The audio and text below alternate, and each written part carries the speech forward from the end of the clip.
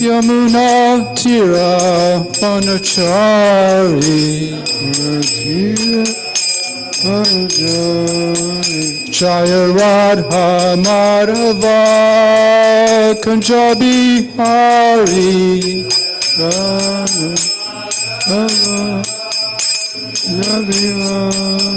Jaya Radha Madhava Kunjabi Hari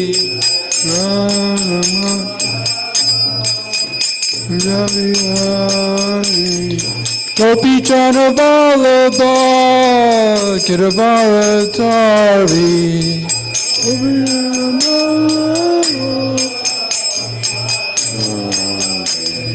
Gopi Jana Vallabha Giravaradari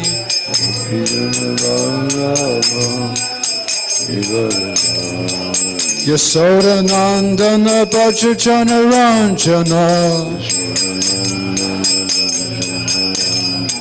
Yasoda Nandana Braja Jana Ranjana Yamuna Tira Vanachari Yamuna Tira Vanachari Jaya Radha Madhava Kunjabi Hari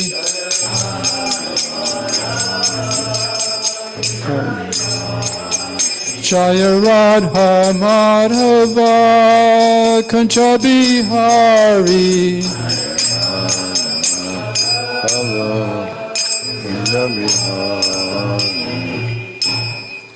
Jayam Swa Vishnupad Paramahamsa Pavajakacharya Asatar Sata Sri Srimad Abhay Charnarvinda Bhaktivedanta Swami Prabhupada Ki Jai Jayam Swa Vishnupad Paramahamsa Pavajakacharya Asatar Sata Sri Srimad Srila Bhakti Saranta Saraswati Goswami Maharaj Prabhupada Ki Jai Anantakoti Vaishnavina Ki Jai Namacharya Srila Haridas Thakur Ki Jai Prem Se Gaho Sri Krishna Chaitanya Prabhu Nityananda Shri Advaita Gadadhar Shivasati Gaur Bhaktivinoda Ki Jai Shri Shri Radha Krishna Gopa Gopinath Shama Kun Radha Kun Giri Govardhan Ki Jai Shri Vrindavan Dham Ki Jai Shri Mathura Dham Ki Jai Navadvip Dham Ki Jai Jagannath Puri Dham Ki Jai Rupanuga Veda College Ki Jai Samaveda Bhaktivinoda Ki Jai Gaur Premanandi All glories to the assembled devotees. All glories to the assembled devotees. All glories to the assembled devotees. All glories to Sri Guru and Gauranga. Om Namo Bhagavate Vasudevaya. Om Namo Bhagavate Vasudevaya.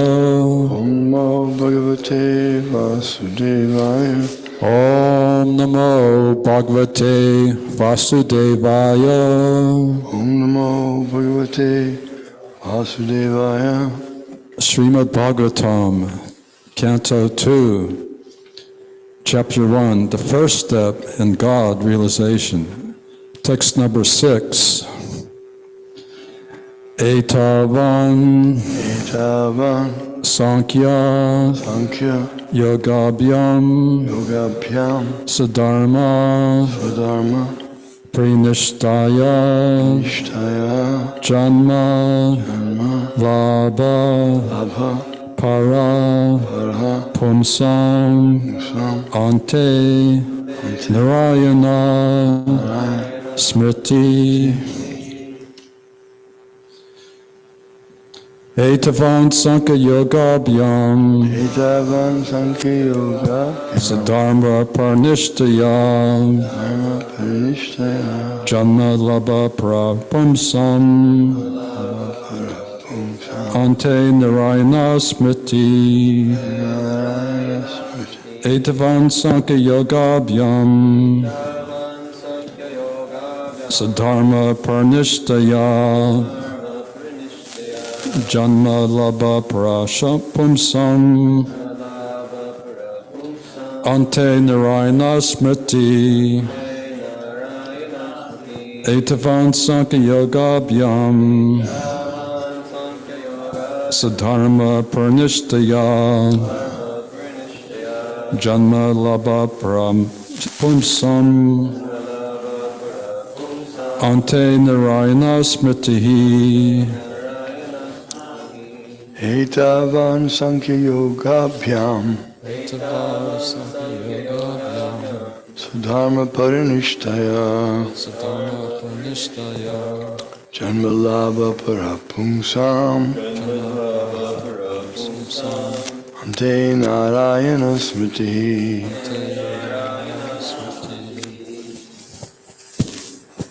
Etavan Sankhya Yoga Bhyang Sudharma Parinishtaya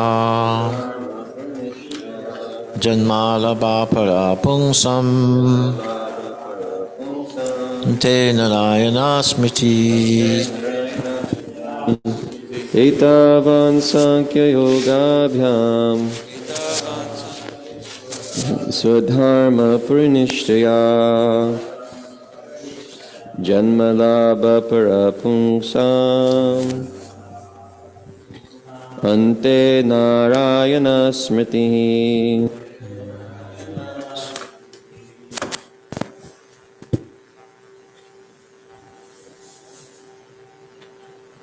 Etavan Sakya Yogyabhyam Swadharma Parinishtaya Janmalabha Parapumsam Ante Narayana Smriti Etavan Sankhya Yogabhyam Swadharma Paranishtaya Janmalabha Parapumsam Ante Narayana Smriti Etavan Sankhya Yogabhyam Swadharma Parinishtaya Sadharma Parnishtaya Janmalabha Parapumsam Janmalabha Prapumsam Ante Narayana Smriti Ante Narayana Smriti Etavan Sankhya Yogabhyam Swadharma Parinishtaya Janmalabha Parapumsam Ante Narayana Smriti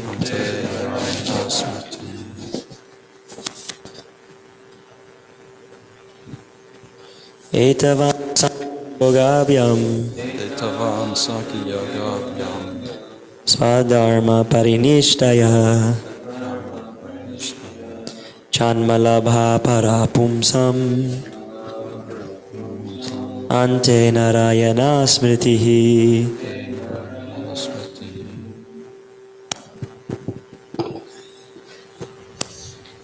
Etavan.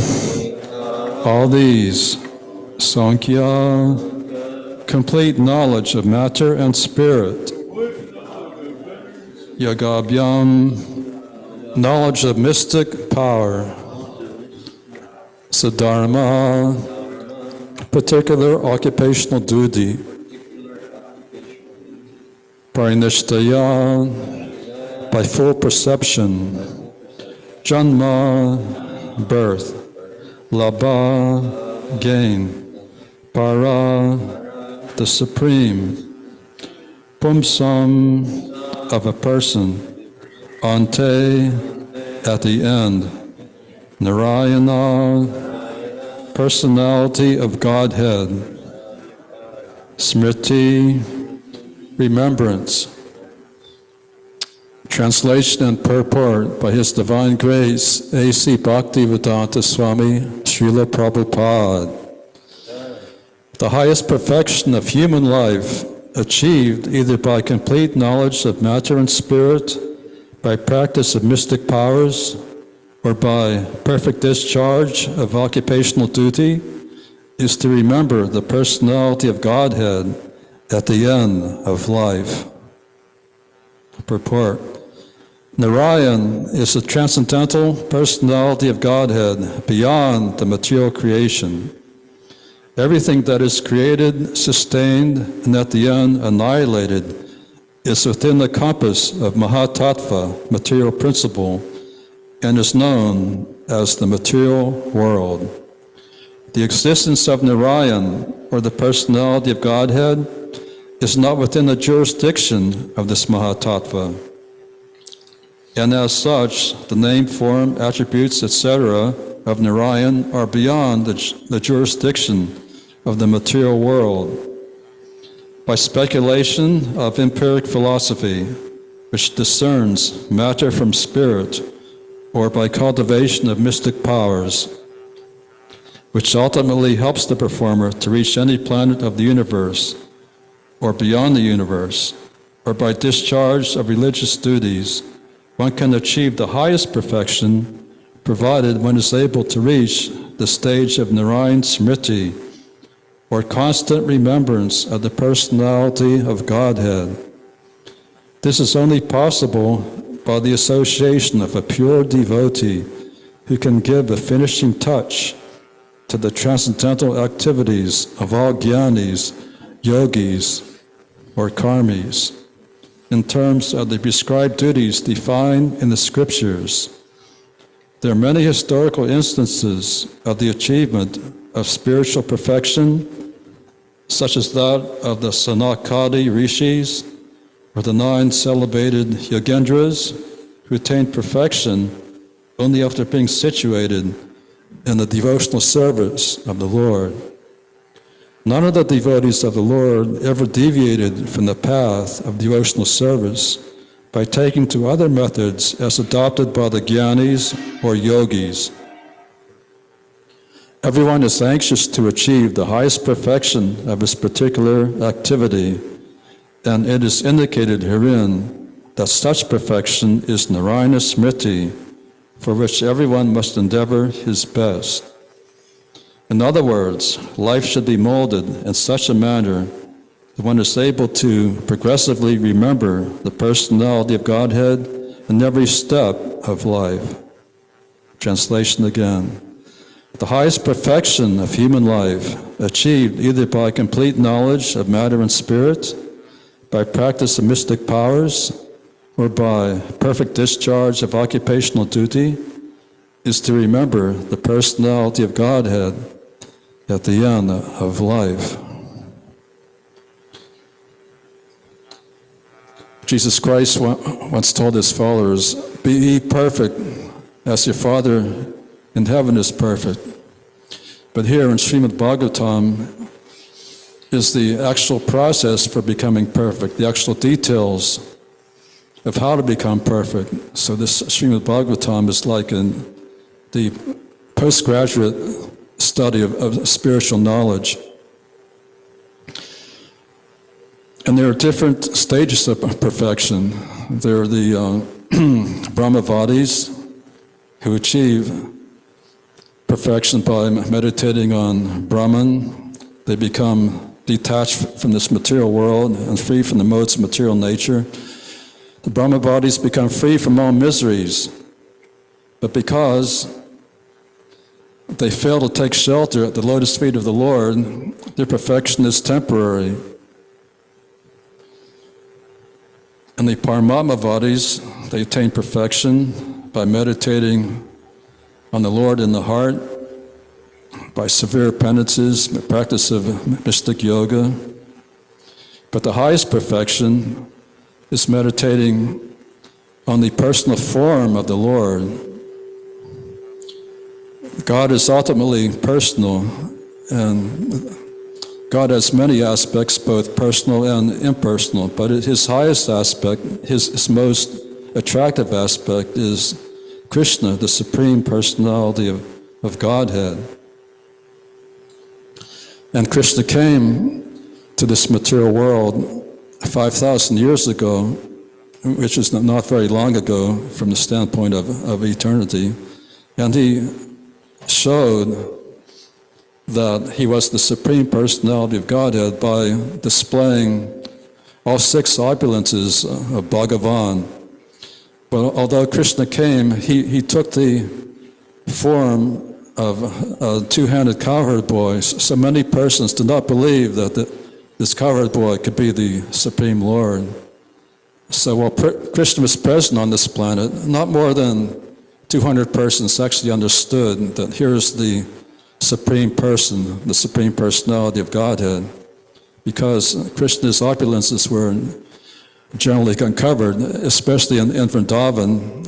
And Vrindavan, the residents are under the protection of Yogamaya, and they do not understand that Krishna is God. They think Krishna may be some demigod, but we love Krishna. That's the center point in Vrindavan. Everybody loves Krishna so much that they cannot forget Krishna even for a moment.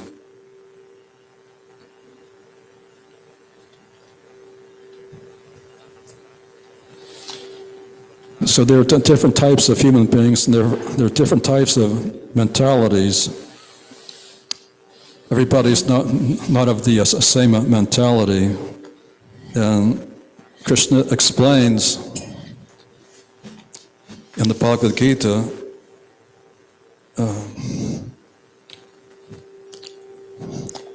in chapter 15, text 8, Saranyada vapnoti yachat krimat rishvaraha grahi vaitani samyati vayurganam avashayat. The living entity in the material world carries its different conceptions of life from one body to another, as the air carries aromas. So here Krishna explains the process of transmigration of the soul. This is a great science, and this science is explained very nicely by the Supreme Authority, Sri Krishna, in his book, Bhagavad Gita. And this process is called karshati, transmigrating from one body to another, which we've been experiencing in this material world since time immemorial. This karshati is a struggle for existence. But when one surrenders to Krishna, there's no more struggle for existence, because Krishna personally takes charge of the surrendered soul. Just like if a child takes complete shelter of the mother and father, he has no personal problems because the parents take complete care of him. But if he grows up and if he leaves the shelter of a father and mother and declares independence, sometimes he's put into various difficulties. Sometimes a boy runs away from home. Just like in the 1960s, there are many hippies, although most of them were coming from prosperous families. They became disgusted with materialism, and they ran away from their father's homes, and they were loitering here and there, sometimes sleeping in parks. But if a friend comes along and says, "My dear boy, I know your father, he's a rich man, and he's anxious for you to come back home, so there's no need to suffer difficulties and sleep on the ground because your father's a wealthy man." So this person who approaches this lost boy on the street, he's the greatest friend of that boy. In the same way, the spiritual master who canvasses, trying to reclaim the fallen souls back home, back to Godhead. He's the most beneficent welfare worker in this world because he's giving the solution. He's helping the conditioned souls achieve perfection by reestablishing their lost relationship with the Supreme Father, Krishna, or God.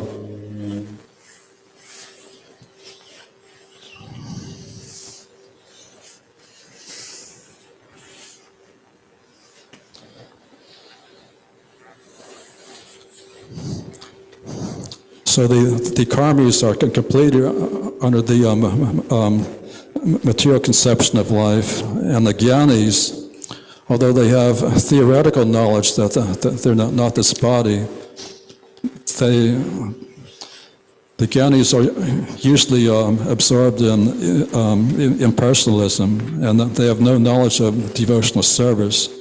So their knowledge is incomplete. But one who surrenders to Krishna, he gets knowledge, personal knowledge of Bhagavan, the Supreme Personality of Godhead, and he is reestablished in his lost relationship with the Supreme Lord. So he's the most fortunate of all the transcendentalists. Jai Shri Shri Gaurnitai.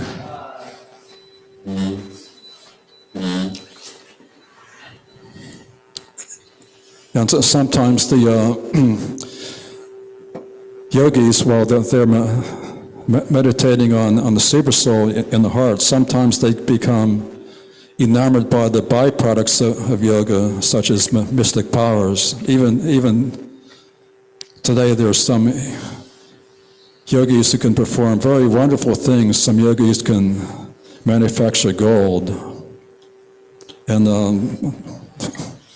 foolish people, they become enamored by these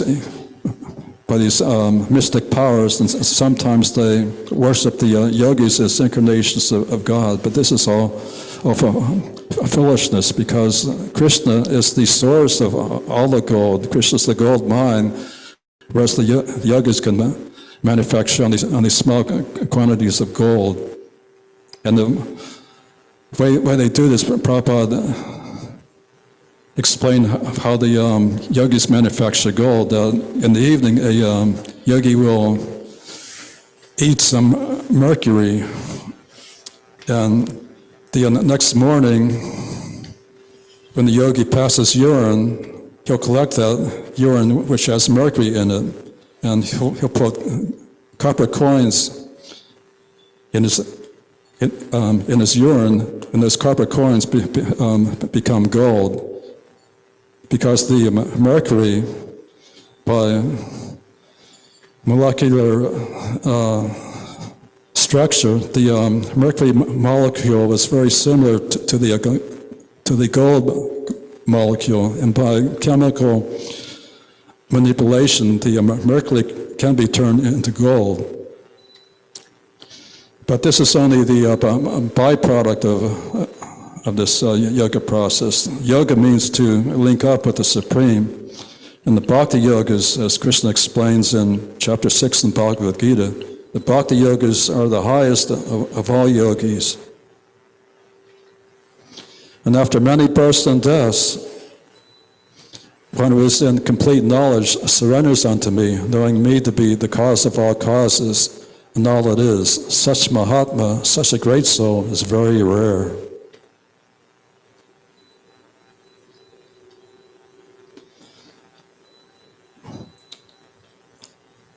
So the followers of Varnashram Dharma also have the ultimate aim of remembering the personality of Godhead at the end of life. Formerly in the Vedic culture, everyone was trained to remember Krishna or Narayana at the end of life, and the Vedic culture is favorable for this process. Just like in the Vedic culture, the children and family are given different names of God. Narayan Das or Krishna Das or Hari Das. And Just like Ajamil, although Ajamil became entangled in sinful activities because he married a prostitute, still he named his youngest son Narayan, and at the end of his life, he saw the Yamadutas come to take him away to hell. And he was so afraid, he was helpless. He called his youngest son, Narayan, Narayan. And because he was calling the name of Narayan in a helpless state, he was saved from his fate of going to hell. So this is the advantage of Vedic culture.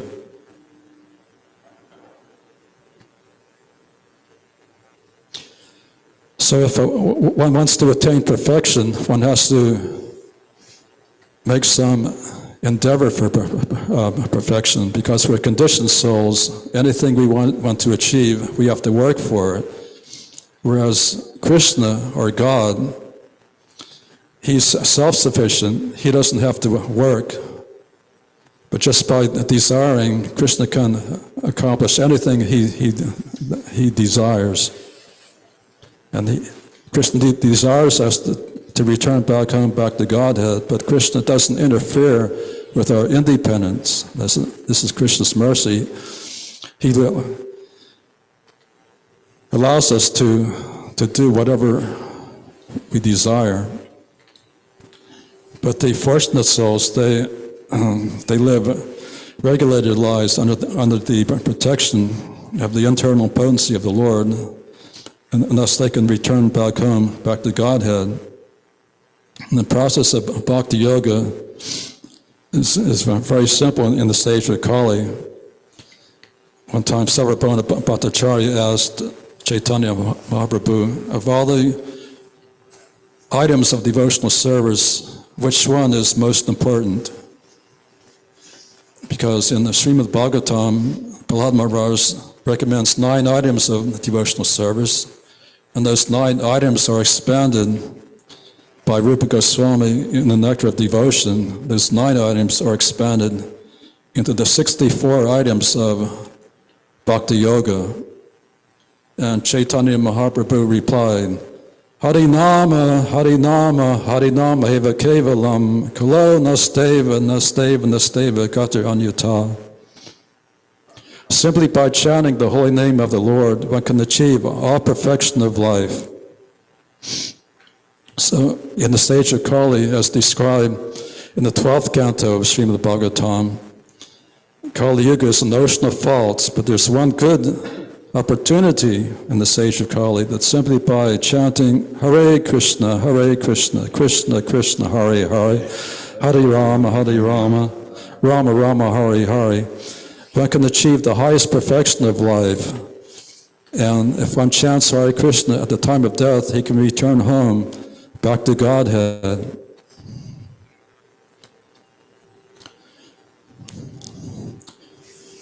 This week in the national news, there's a story of this leading doctor in the United States. He's a very famous, renowned doctor, and he was saying now he's in his early 70s, and he said he made the resolution that as soon as he reaches the age of 75, he will no longer try to save his body, because after the age of 75, naturally the body and every bodily organ is in the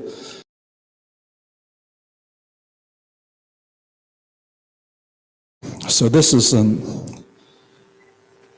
intelligent doctor who said, once I reach the age of 75, even if I'm afflicted with cancer, I won't go for any chemotherapy, I won't go for any surgeries, I'll stop taking medicine, and I'll stop going to the hospital, because it's useless.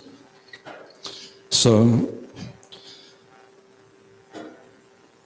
devotees also, they're not very much attached to saving something that is in the process of deteriorating, because this is not very intelligent. Instead, one should fix one's mind at the lotus feet of the Lord. And we're practicing this every day. We're coming in the morning, we're seeing the lotus feet of Sri Sri Gaur Nitai. In this form of the Lord, Gaur Nitai has come here to Kansas City by His great unlimited mercy. He's come to this place to give us the opportunity to remember Him. And by remembering Him in the morning, we could have this image in the mind, nicely dressed, and we could remember this form of the Lord throughout the day. Then in the evening again, the followers of Bhakti Yoga come to the temple, and again they see the evening artik, and they see the form of the Lord nicely dressed with flower garlands, and by taking rest after seeing the form of the Lord, one can rest very peacefully, and he can become anxious to see the Lord again in the next morning. So this is the practice of Bhakti Yoga. Prabhupada has given us this ISKCON sandwich. See the Lord first thing in the morning, Mangala Artik, and work hard all day long, serving the lotus feet of Sri Sri Gaur Nitai under the direction of Guru. And in the evening again, come again and see our object of worship. And this is a very nice process for fixing our mind at the lotus feet of the Lord. And if we live our life in this way, there's a chance that at the end of life, one can remember Narayan or Krishna. Generally, the Gaudiya Vaishnavas, their goal is to enter Goloka Vrindavan. They're not interested in any of the Vaikuntha planets where Lord Narayan presides in the four-handed form. Once in Vrindavan, when Krishna left the gopis, he was hiding behind a bush, and he had turned into four-handed Narayan. And the gopis saw Narayan. They said, "Mr. Narayan, please tell us where we could find Krishna." So this is the highest worship is by Srimati Radharani and the gopis of Vrindavan, because they're completely absorbed in worshiping Krishna in separation. And Chaitanya Mahaprabhu taught us that worshiping Krishna in separation is the quickest means to attain love of God.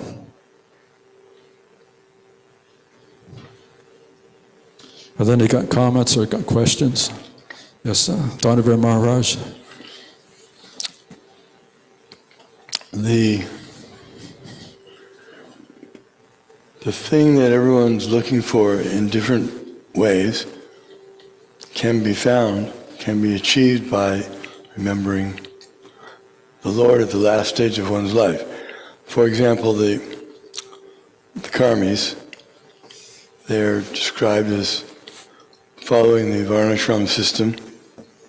In other words, by performing good works, pious deeds, they become elevated, and especially they want to go to a higher stage in the next life.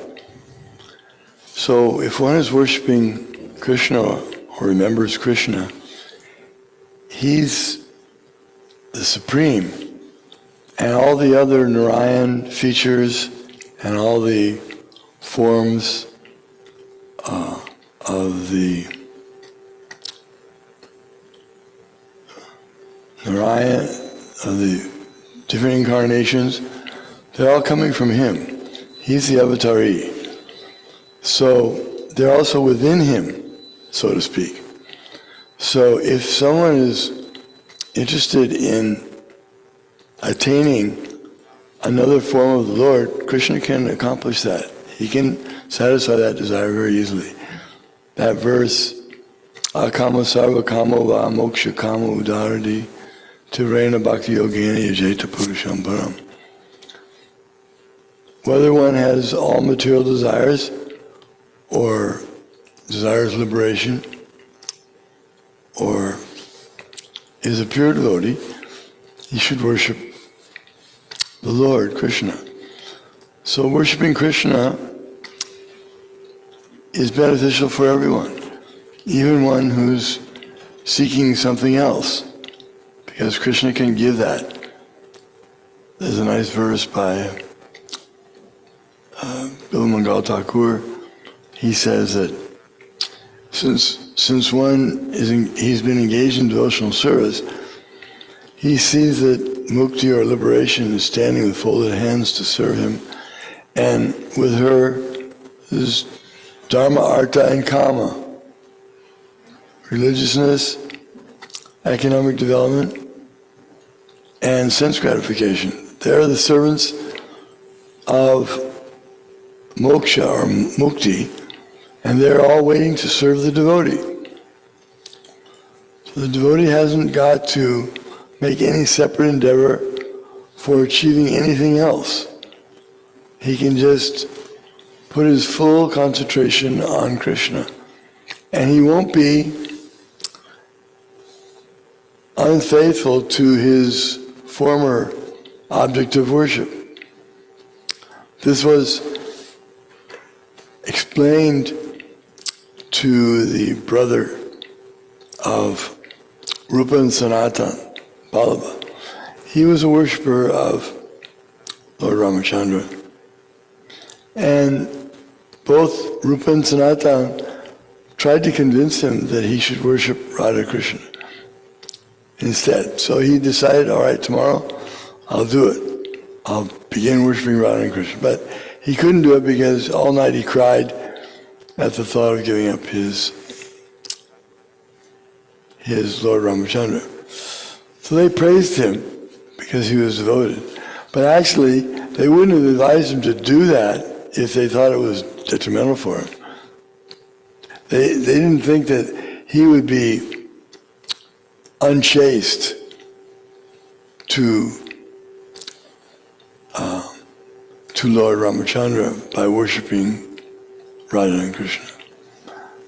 That's a subtle point, but everyone can get whatever they want from Krishna. If they want a higher next birth, like the Karmis, Krishna can give them a higher birth anywhere. And if one goes back to home, back to Godhead, that's the highest birth. And the Gyanis who are looking for merging, they want freedom, they want peace. They're tired of the struggle of material existence. Very good. So they can have that eternal peace and no anxieties in Krishna Loka or the Vaikuntha planets. And the yogis who are trying to get mystic power, Krishna can give mystic power very easily. He doesn't even have to, the devotee doesn't have to make any separate endeavor for it. There's so many examples. One comes to mind is Maharaj Ambarish. He didn't become an expert in yoga power, yoga mystic achievement, whereas Durvasa did. Durvasa was an expert in all those yoga practices.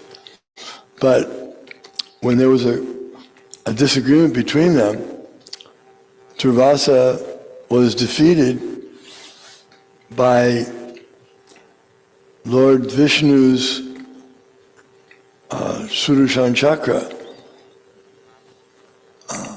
Ambarish Maharaj didn't have to do anything.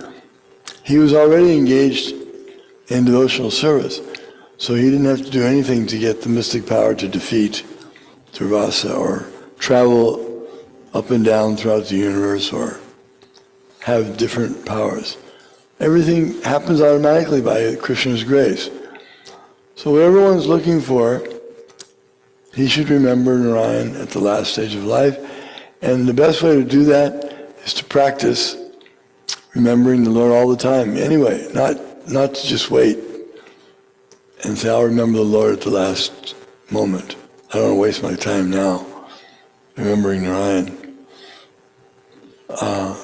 And my last point would be that on the study of Ishopanishad, there's a verse that says, my dear Lord, please remember all that I've done for you and help me to remember you at the last stage of life. And Prabhupada said that that's automatically there for someone who's served Krishna throughout his life, even if the circumstances are so difficult of his departing from the body that he's not able to remember it by himself. Prabhupada said that he makes it scientific, Krishna makes it scientifically possible for the devotee to remember him, even though he couldn't do it on his own. Krishna carries what they lack, preserve what they have. So if one just goes on serving Krishna, then whatever time he's supposed to leave or he's destined to leave, everything will be nicely arranged. And by his practicing, chanting every day, there'll be a very wonderful opportunity for him to go back to home, back to Godhead. Thank you very much, Dhanavir Maharaj. Any further comments or questions?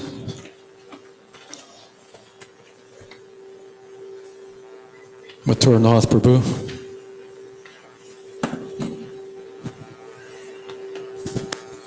Hare Krishna. So, on that last point that Maharaj was making, I had a question regarding it. I was just wondering, my understanding was that the devotee is no longer bound by, karma anymore, or some kind of destined time of death due to his, karma. So is this a correct understanding?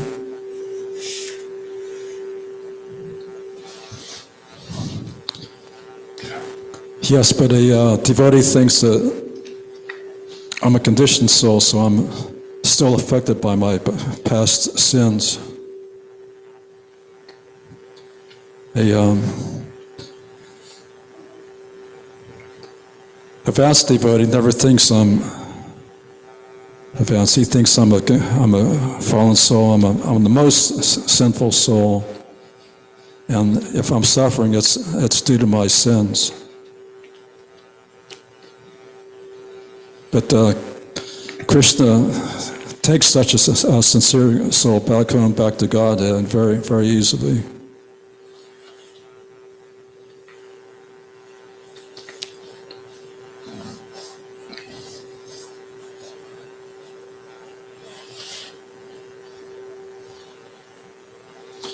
It's time for the Sankirtan Festival. All glories to His Divine Grace, A.C. Bhakti Vedanta Swami Prabhupada. Jai.